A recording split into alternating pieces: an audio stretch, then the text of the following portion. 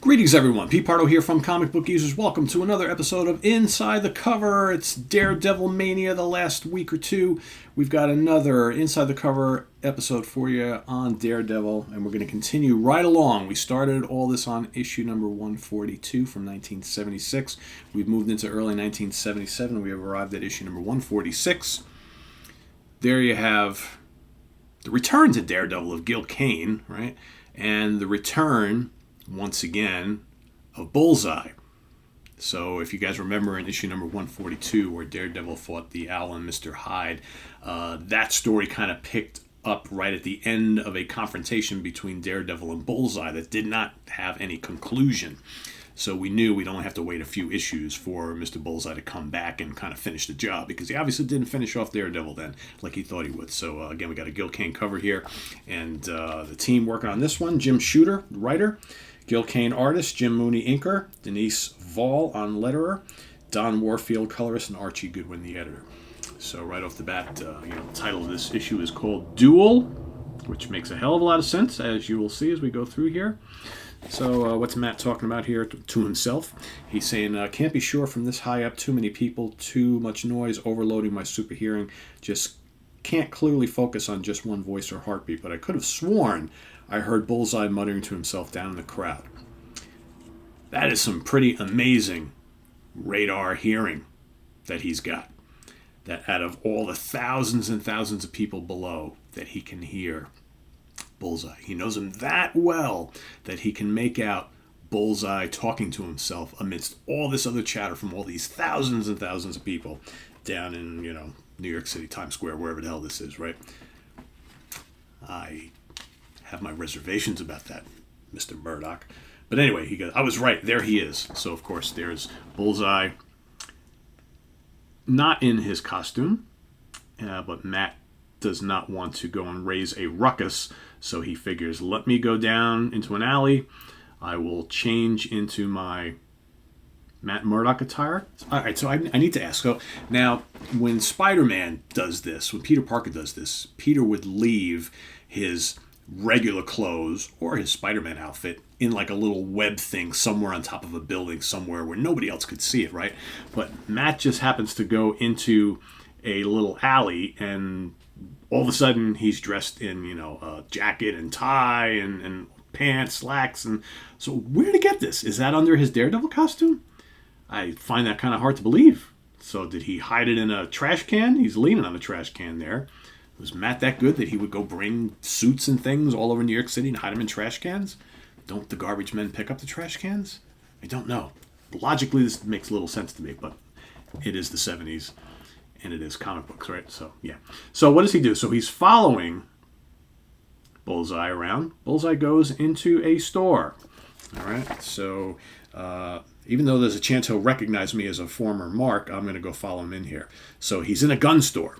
So Bullseye's in a gun store. So he's asking to look at the Salzburg model. The clerk says, certainly, sir. One moment, please. Smells of cordite. A gun shop.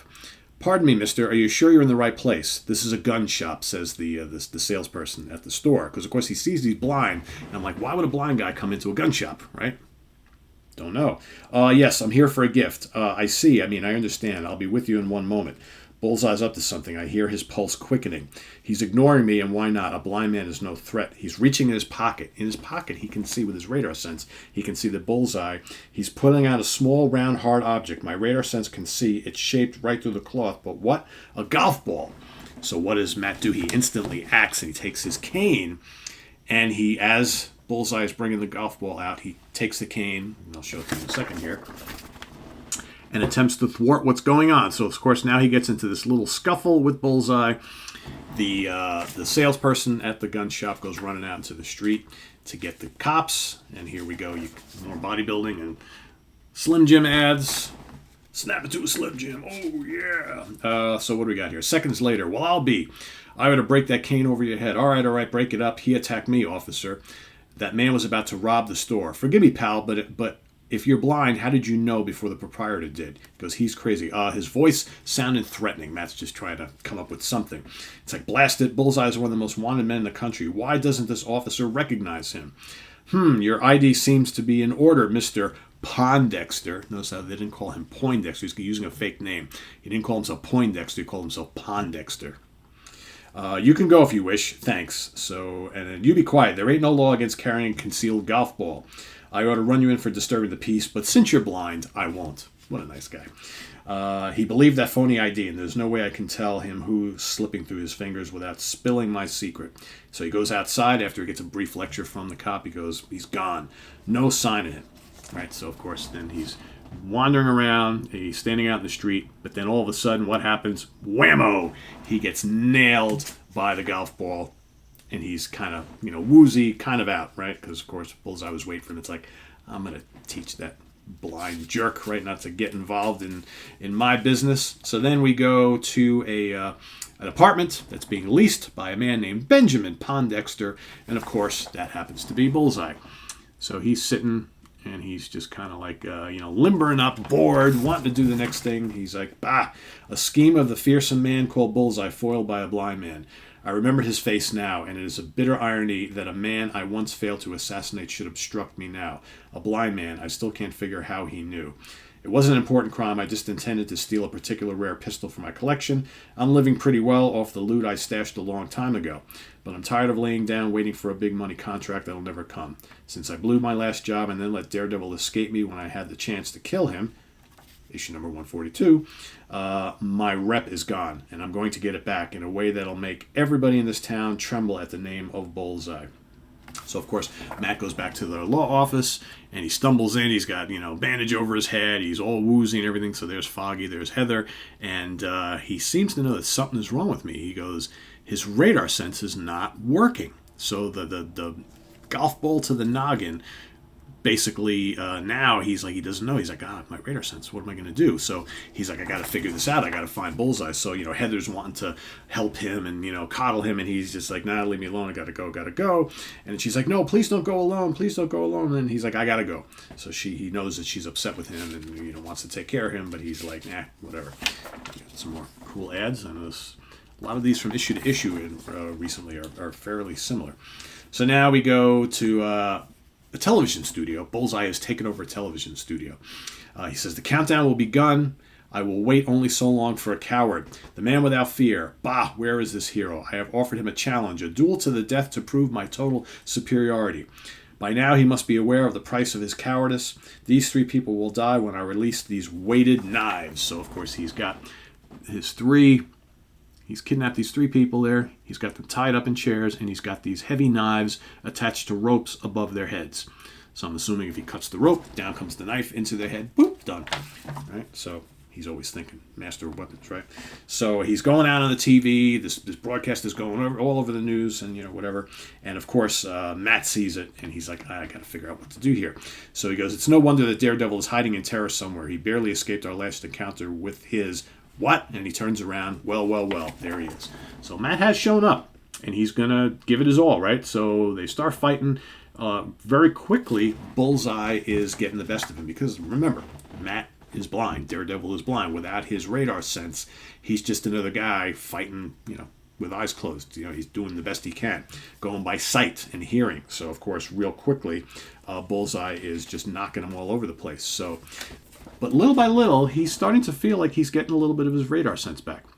So he starts grabbing things, throwing them, reaching, grabbing things, throwing them at Bullseye. But what he forgets is that Bullseye can get any weapon, any item, and turn it into a deadly weapon. So, of course, he's throwing these, glasses, bottles at him. Bullseye turns around, flings them right back. Okay. Daredevil is barely missing out on all this stuff, but then he is listening very intently. He gets pretty close, and he figures the closer I get to Bullseye, I will just start wailing away, unrelenting, and that's really the only thing I can do here because I don't have the full use of my radar sense. So, of course, and this is typical Gil Kane fight scenes where you have the one guy swinging a punch, the other guy flying back. We're going to see more of that coming up real soon, but that's classic Gil Kane. All right, there's another one coming up here. So he says, that tingling, my radar sense, it's coming back. I can feel it. I'm beginning to pick up radar images, silhouettes of objects around me, but they're blurred, hazy, maybe if I concentrate. But as he's sitting there thinking this, going around a corner, there's Bullseye, who just nails him, right? And Daredevil is like, oh, he's definitely groggy. He's kind of taking a beating here. But, of course, he goes back and gets real close once again. Like I said, his radar sense is coming back, and he figures, I got to be unrelenting here. So there's another one of these great Gil Kane punches, right? Like we've seen them before. When Gil worked on the Spider-Man series earlier than this, back earlier in the 70s, he was notorious for doing, Spidey hitting someone going flying. It's a very, very typical example of one of the things that Gil Kane always did so well. So, of course, now they're in this place. There's a boxing ring in there. So they're both in the ring together. He figures, now that Bullseye can't get a hold of any weapons, and I have him just in the ring alone, I guess they're in a gym or something like that, I should be able to make this happen. So here we have it. This is a great 2-page spread. So Daredevil is just laying it on him, laying the smackdown, whack, rack, crack, oof. I mean, he's just laying into him, and Bullseye is like, he's like, no, this wasn't supposed to come out like this. You're crazy. Got to kill now. So what does he do? And Daredevil hears him. He goes, he's pulling something metallic from his boot, a gun. He never misses, never fails. I'm dead unless my radar sense can detect the slight initial movement of his trigger finger, and I can time my leap to avoid. And then, oh no, he goes, it's fading again, blurring. I can't focus, can't sense his aim. Got to leap suddenly, blindly, and hope. He gets hit. Gets hit in the shoulder, as you can see. So, back to the finale. So, Bullseye's like, you're still alive, you're still coming. He goes, no, I shot you point blank, nobody can. And he goes, his radar sense is focusing again. So Matt jumps up, okay, cracks him once again. He goes to shoot the 3 victims there who are tied up. And what does he do? He winds up shooting the rope that's holding one of the knives, and Daredevil catches it. So then he takes the knife and he throws it at Daredevil, gets him in the hands. All right. Then he's basically, that's it for Bullseye.